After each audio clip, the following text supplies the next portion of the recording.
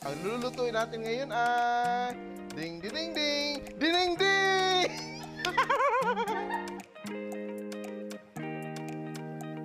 So pwede nyo ilagay dito. So wala akong rules talaga. So depending on the...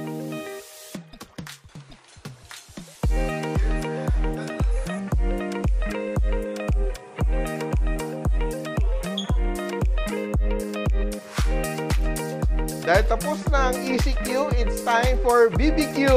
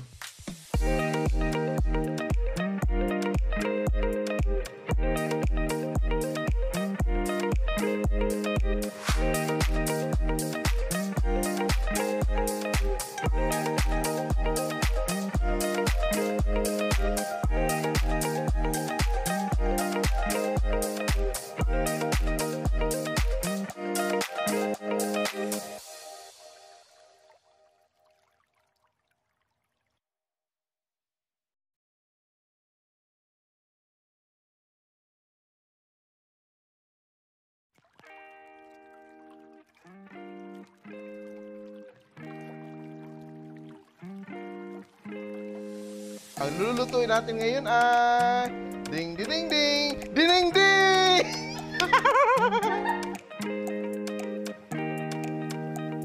So pwede nyo ilagay dito. So wala akong rules talaga. So depending on the...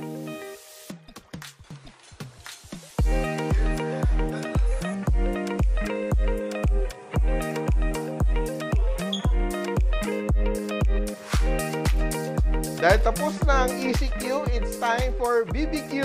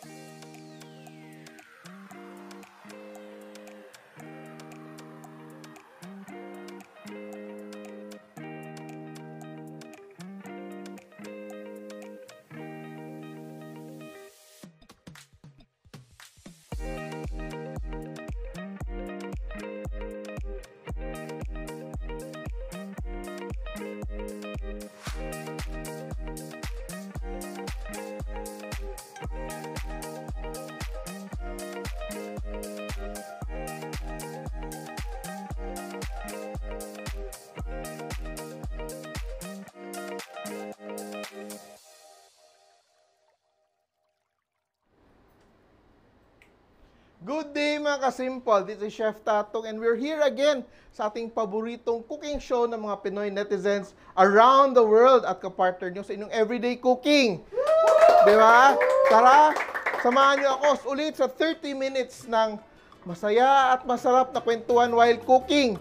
But before that, guys, don't forget to follow, like, share, comment sa ating mga social media accounts.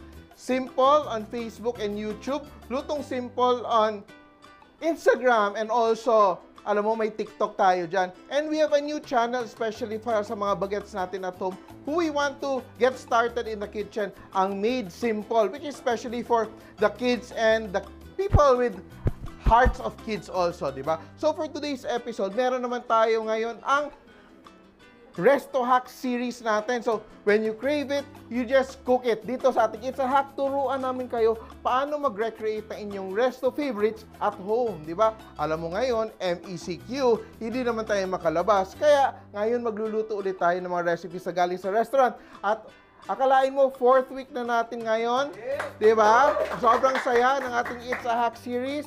And last week, nanalo yung ating Jollibee Burger Steak. Sobrang dami na gusto na recipe ngayon. Pero this time, ano naman yung nanalo sa ating Battle of the Beefs? Ang nanalo sa ating pa-contest ngayon, sa ating poll, ating Simpol, ay Kuya Jay's Beef Caldereta. Yan. Trip nyo ba yun?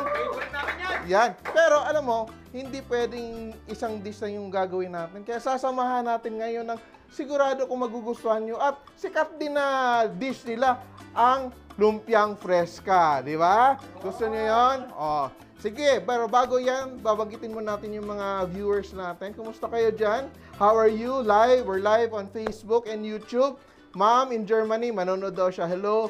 JC, Miguel, hello. How are you? Nutri-Asia, hello. James, Mario, Debbie, Jean, Fatima. O, mga taga-Fresh Option. Sir Brandy, di ba? Hello. Mga suki namin na mga tindera sa Kamuning Market, di ba? Kasi doon kami namimili. At sa Q-Mart din. Edith Mayapis. Eto, mga Richie Ilagan, di ba? Rosalina Oseo. Frozine Jimenez. Albina Santiago. Novelin Bacaya. Ang dami-dami natin. Roland Pañares of Manong's Lechon, hello. She Esona, and mga viewers natin from outside the Philippines. Dang, of course, of Antipolo. Hello, everyone. And before we continue, I just like to plug again my books.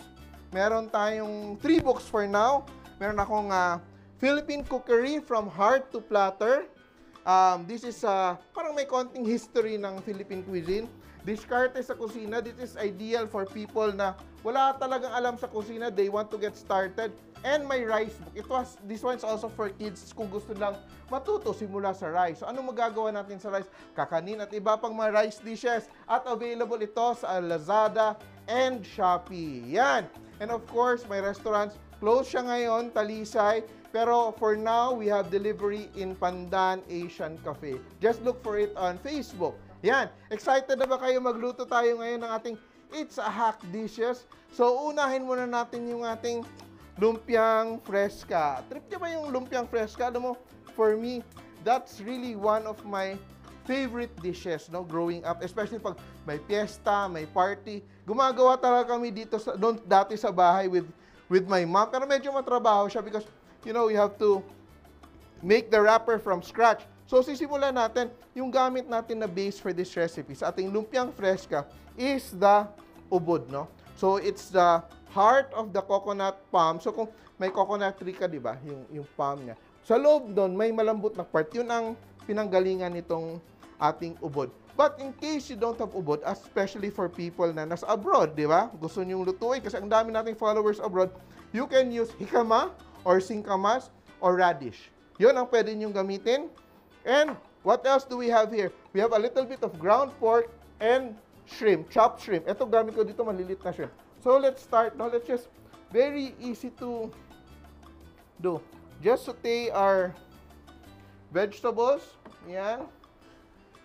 Walang ko ng konting patis. Oops. Yan, to season. Yan. I'm heating the pan. And I start off with my garlic. Yan. Paborito nating garlic. And our onions. Yan. So, gisa-gisa muna tayo. A little gisa to bring out the aroma of our, you know, bawang and sibuyas. We have our ground pork, giniling na baboy. Yan. You can see the measurements on the screen. Yan. Lutuin lang natin yung pork. Yan. Hello daw si RC from New Zealand. Hello, RC from New Zealand. Kumusta kayo dyan? Kumusta ang mga karnero nyo dyan. Di ba?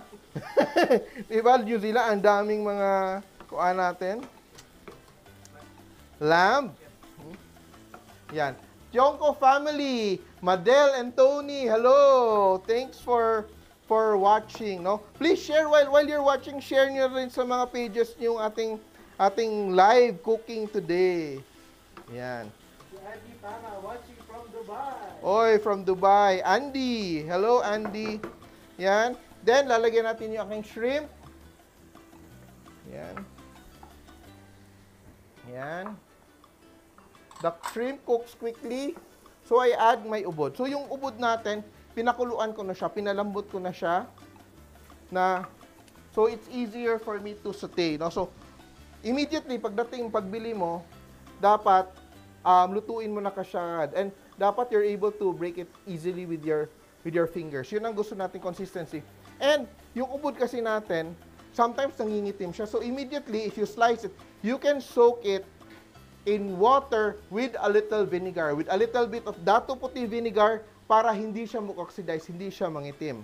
No? Or any other vegetable, yung mabilis na umitim na vegetables, like if you slice like, for example, even fruits like apples, di ba? Pag sinice mo, nangingitim, or puso ng saging, nangingitim, just put it in water with a little bit of dato puti vinegar, and it will stop the oxidizing of the vegetables para hindi siya mangitim. Chef, gaano raw kasarap yung ubod? Ubod ng sarap. Grabe. To the max. Di ba? Yan. Di ba? So, yung gagamitin natin, patis is dato puti patis, just to add a bit of saltiness. Yan. And black pepper. So, sobrang bilis gawin, di ba, guys? Actually, the key of cooking, kasi sometimes, nagiging masyadong complicated sa utak natin. But what we do is we break it down into steps para hindi ka malitos. Like, for example, ito, you memorize the recipe for this one. Pagkatapos nito, okay na siya, di ba? You don't have to overthink your cooking. So, i-break natin ito. Done na siya. Yan. Yan, dagdagan ko ng konting sesame oil lang para mabango. Wala siya sa recipe, pero ako gusto ko na may sesame oil. Yan. Yan. And tatabi ko siya. Next, we will do the wrapper. Yan. Diba? Ang isa sa pinaka-most challenging parts of this recipe is making the lumpia wrapper. So, I will teach you a very simple way of doing it, a very simple recipe.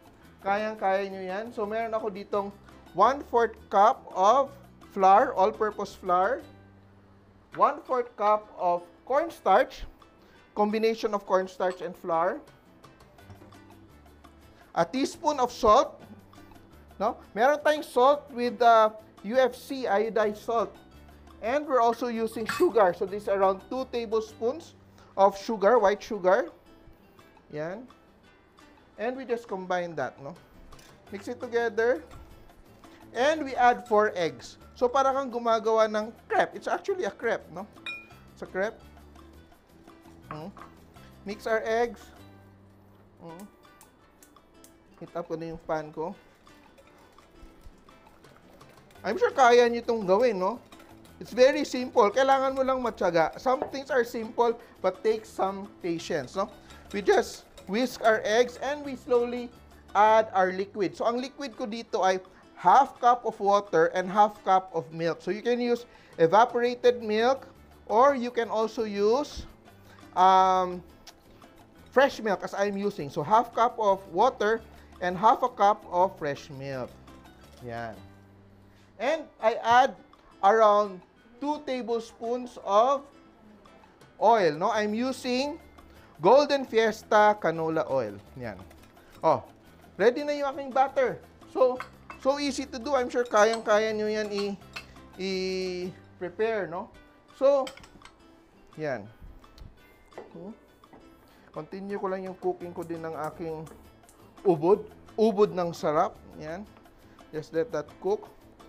Yan. I'm heating the pan. So, what do we do here? We need a little bit of oil, no? Konting oil lang to for the pan para hindi dumikit yung ating wrapper. Yan. Be sure everything is dissolved. So, I just get a little bit of oil. Konting-konting oil. No? You don't want to fry it. You just want to make sure na hindi siya didikit. And you wipe the excess oil. Ito siya.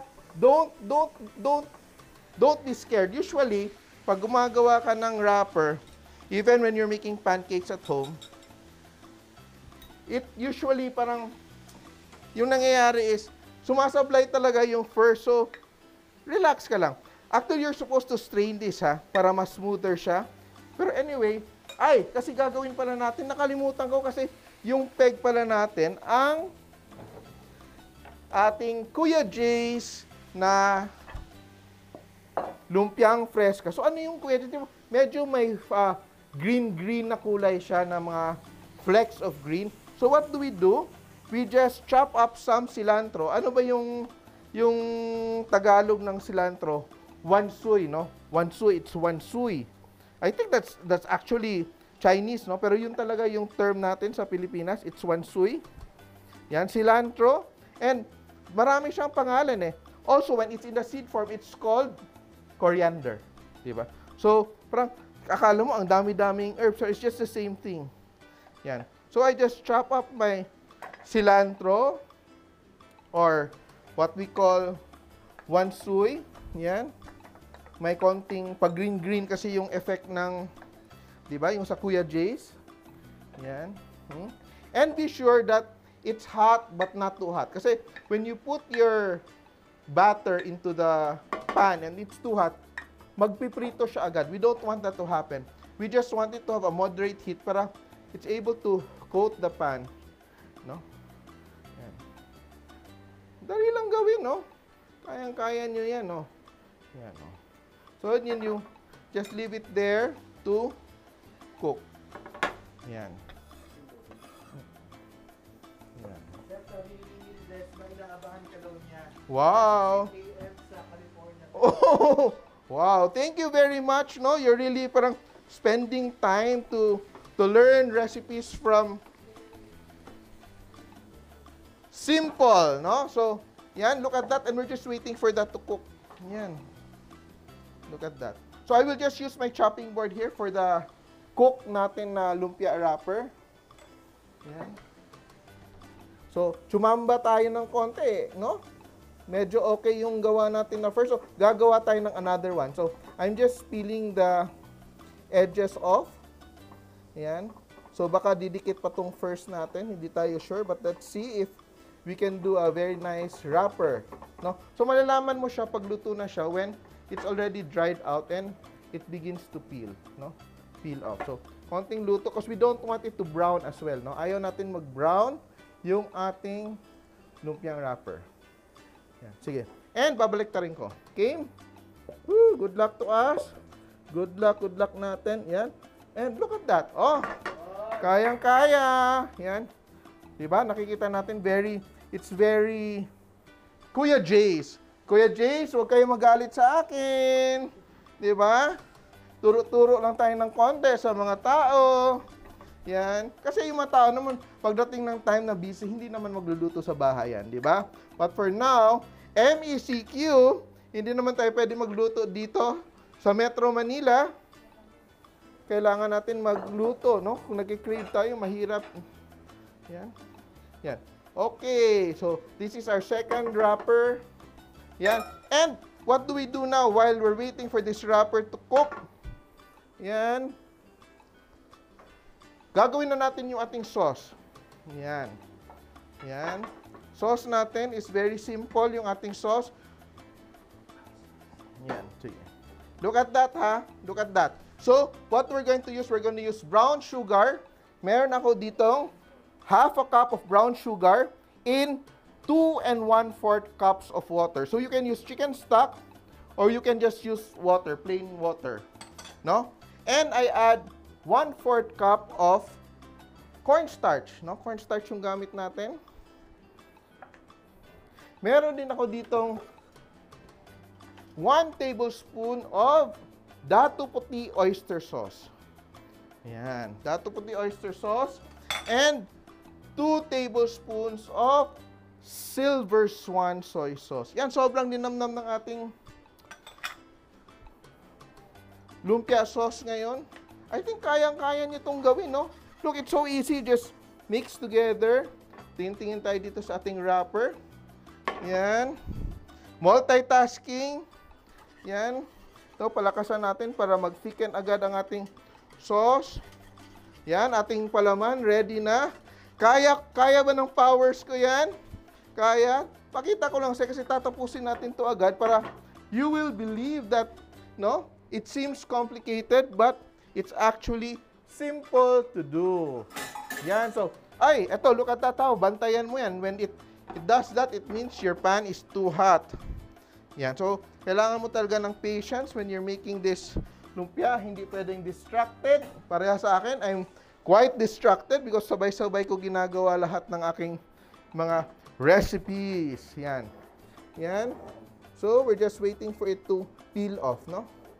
It dries up. Ating sauce is thickening, no? Konting-konti na to. Lalapot na yung ating lumpia sauce. So, kayang-kaya, no? The ingredients are just at home. Kayang-kaya natin siya. Yan. So, we just put a wrapper. Yan. Yan. Ganda-ganda ng ating wrapper. May pag-green-green tayo. Yan. And, ngayon, lalagyan ko na siya ng palaman. No? Let's make one. So, meron akong lettuce leaf. Look at that, ha? May lettuce leaf tayo. Yan. May pasilip-silip effect yung ating lumpia. We get our filling. Yan. Ubod ng sarap. Yan. It's also very healthy. Kung gusto mo siyang dagdagan ng tofu, pwede din lagyan mo ng tofu ang ating filling. Yan. Ay. Ano daw po pinagkaiba ng kimchi sa wansoy? Kimchi is Chinese parsley. Makita mo yung difference. Pag sobrang nipis ng kanyang roots, sobrang nipis ng mga roots niya, that's kimchi. Pag isang buong root siya na ganyan, then may pakonti-konting mga parang buhok-buhok siya, that's wansoy. So, wansoy is cilantro, and kimchi is Chinese celery. Yan. Ma-achieve kaya natin yung ating Kuya Jay's na lumpia? Bet natin na kayang-kaya? Kayang-kaya yan. Look at that. Ang galing mo daw gumawa ng wrapper. Well, yan. Kagabi pa ako nag-practice. Charot. Hindi. Yung ginagawa ko talaga to. Look at that. Achieve natin pati plating ng ating... Di ba, pag kumakain ka ng lumpia dun sa Kuya Jay's, ganyan yung drama nila. May paganyan sila. May patayo na isa. Ito pala. Yan. May paganyan yung effect nila sa kanyang lumpia. Then yung isa nila, medyo patayo ng drama. And meron silang pa-alpha-alpha effect. Meron sa, nagpabili talaga ako ng alpha-alpha na sprouts para achieve talaga natin yung ating peg. Ganyan. And may pa-peanuts effect pa yan. Achieve ba natin? Oh, diba? Parang restaurant lang, di ba? Jesus. Yan. Kayang-kaya nyo yan, guys.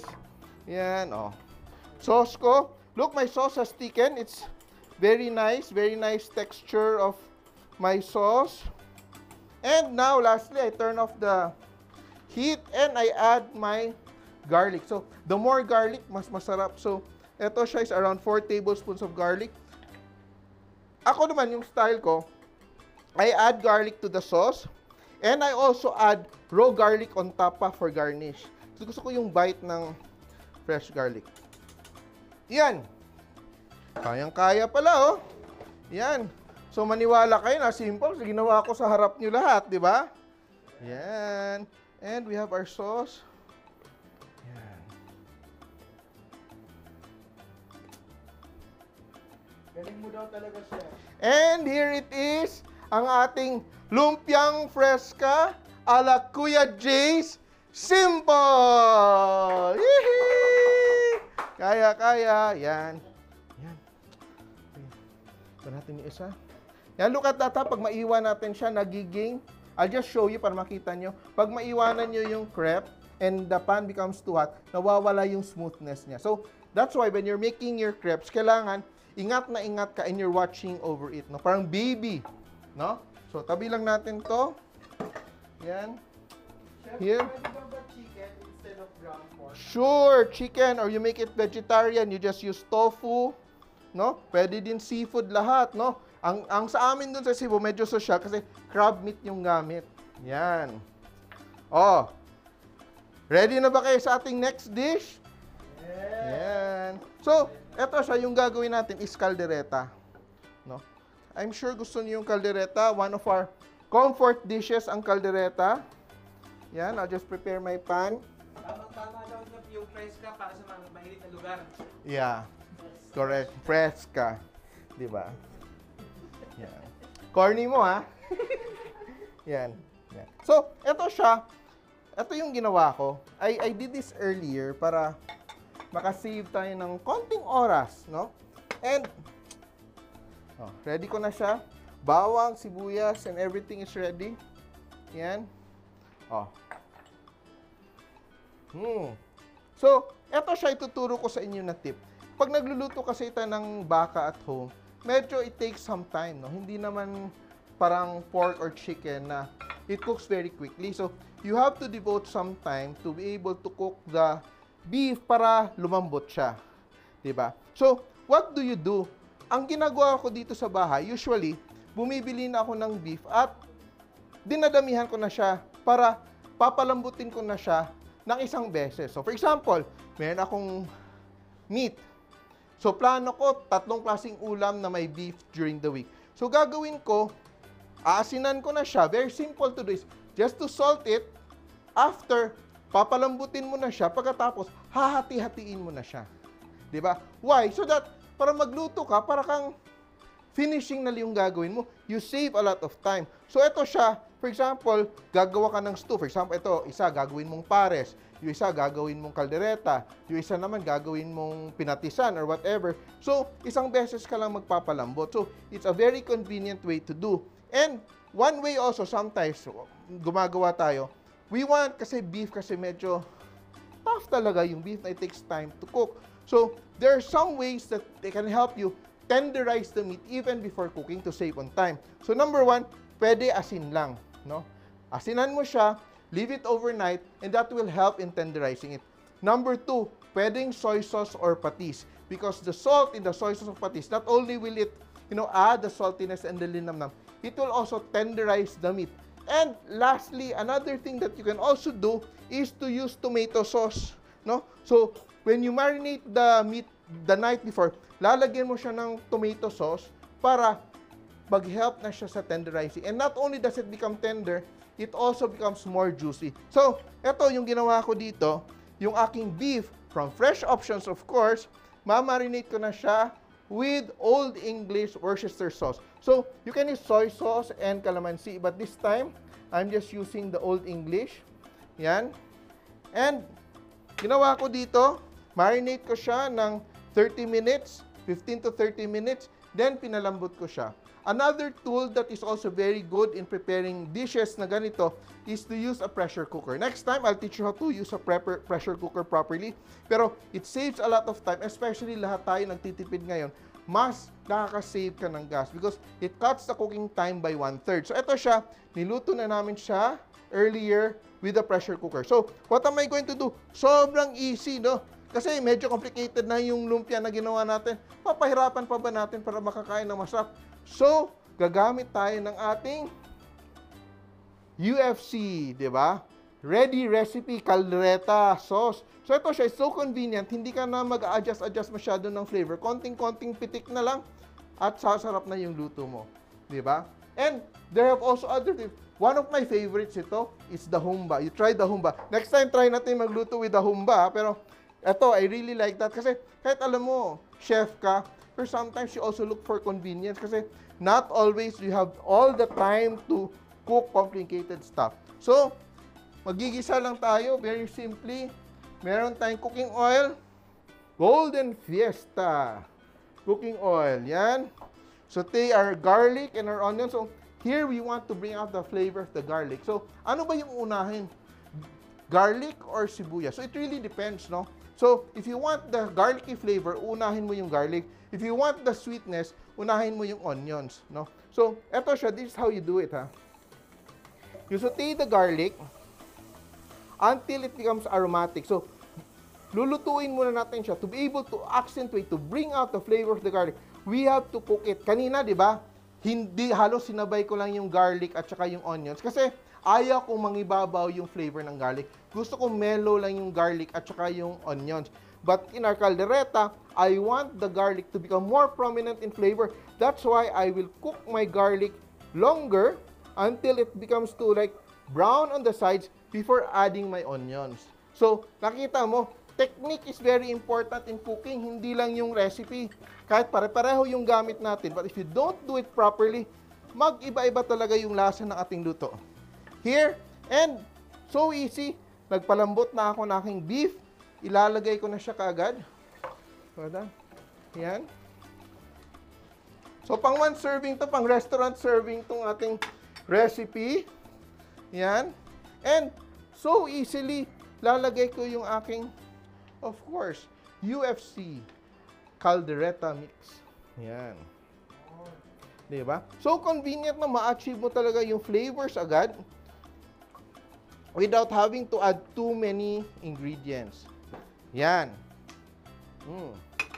Siguro lipat ko dito para mas malakas yung apoy ko. Hello daw si Chuy from Ifugao. Hello, Chuy from Ifugao. How are you? Yan. Yan. Laji watching from Japan. Hello. Kumusta kayo dyan sa Japan? Yan.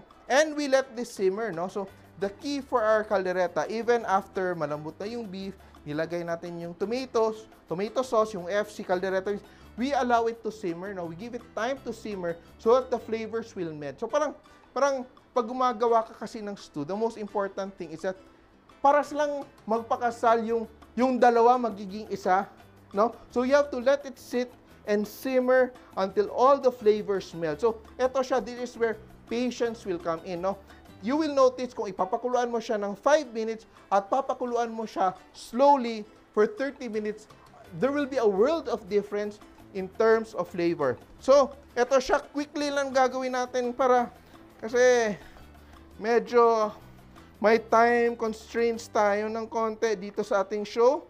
And what we do is, meron akong carrots na blanch.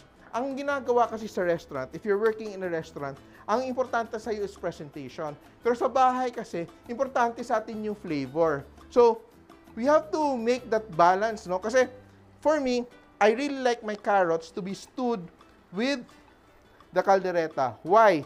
Because the carrots adds that flavor. At pag madurog-durog yung konting carrots, nag-a-add siya ng richness sa ating stew.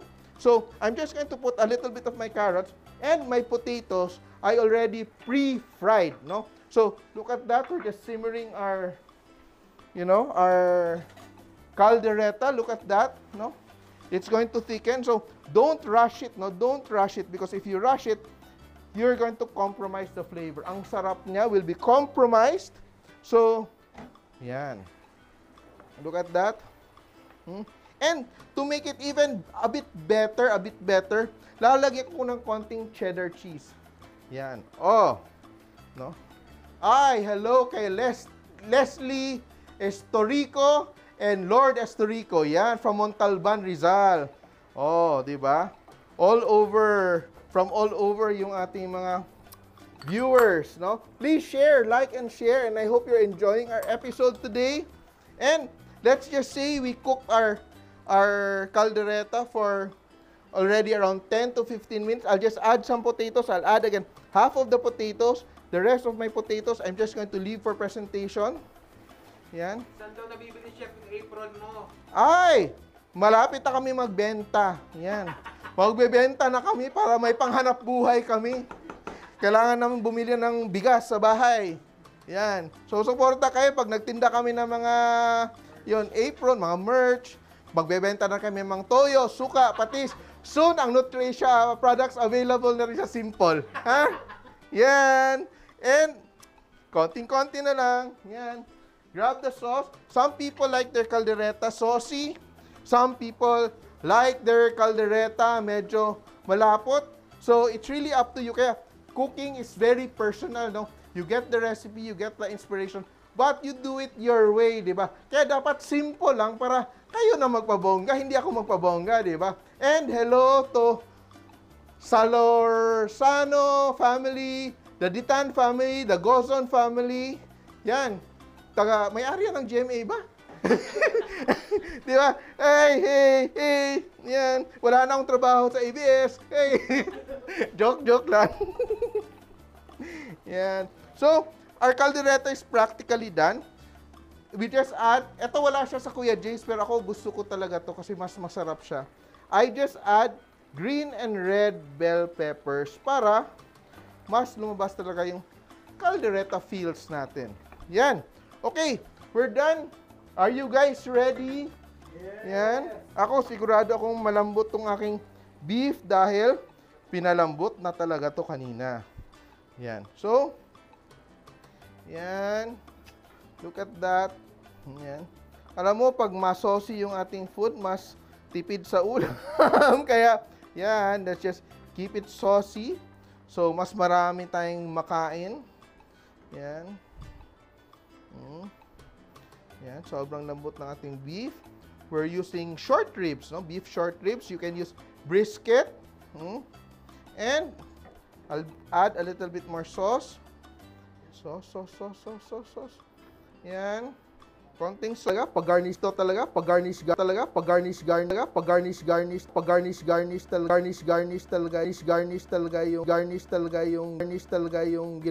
yung ginagawa. Clean up lang natin ng konti yung ating plate. Yan. And we put our potatoes on top. Fried potatoes, luto na yan. Yun ang style sa restaurant, no? You just add your garnishes on top para it looks very fancy. It looks very appetizing. Ganyan. And padagdag lang tayo ng konti para, you know, mas colorful. Lalagyan lang natin ng bell pepper. So you can saute the bell peppers ahead of time. Yan. Yan. Over. Yan. Konting sauce pa. Konting sauce on the side. And yan.